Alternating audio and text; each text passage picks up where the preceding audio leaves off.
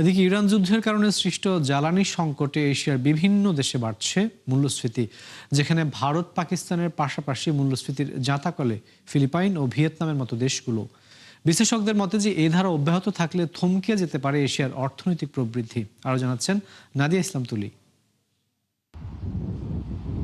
মধ্যপ্রাচ্য সংঘাত আর হরমুজ অবরোধে বিশ্বজুড়ে দেখা দিয়েছে জ্বালানি সংকট। এতে হুহু করে বাড়ছে দাম, ফলে চাপ বাড়ছে এশিয়ার অর্থনীতিতে। তৈরি হচ্ছে মূল্যস্ফীতির উচ্চ ঝুঁকি। এই যেমন পার্শ্ববর্তী দেশ ভারত, যেখানে ১৯ কেজির এলপিজি সিলিন্ডারের দাম উঠেছে ৩,০৭১ রুপিতে। এক মাস আগেও যা ছিল ২,০৭৮ রুপি, অর্থাৎ মাসের ব্যবধানে বেড়েছে ৯৯৩ রুপি।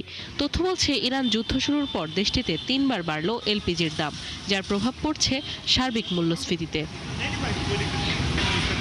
একই অবস্থা পাকিস্তানেও।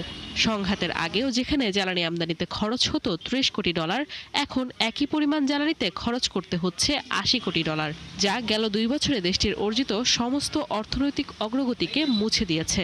জ্বালানির উচ্চমূল্যে পরিবহন ভাড়া বৃদ্ধির পাশাপাশি বেড়েছে শিল্প উৎপাদন খরচও। ফলে এপ্রিলে মূল্যস্ফীতি পৌঁছায় ২১ মাসে সর্বোচ্চ ১০.৯%। এক মাস আগেও যা ছিল ৭.৩%। আসিয়ান দেশগুলোর মধ্যে সবচেয়ে বেশি মূল্যস্ফীতির চাপে ফিলিপাইন। যুদ্ধ শুরুর আগে ২.৪%-এর মূল্যস্ফীতি মার্চে পৌঁছায় ৪.১%, যা নিয়ন্ত্রণে সুদহার ০.২৫% বাড়ায় কেন্দ্রীয় ব্যাংক। মূল্যস্ফীতির জাতাকলে আরেক দেশ ভিয়েতনাম। আশঙ্কা করা হচ্ছে প্রায় ১০ বছর ধরে ৪%-এর নিচে থাকা মূল্যস্ফীতি চলতি বছরই ৫.৫% ছাড়াতে পারে।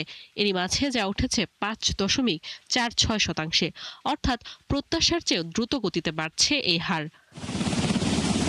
বিশ্লেষকদের মতে হরমুজ প্রণালীর অচলাবস্থা দীর্ঘস্থায়ী হলে এশিয়ার অর্থনৈতিক প্রবৃদ্ধি মন্থর করে দেবে।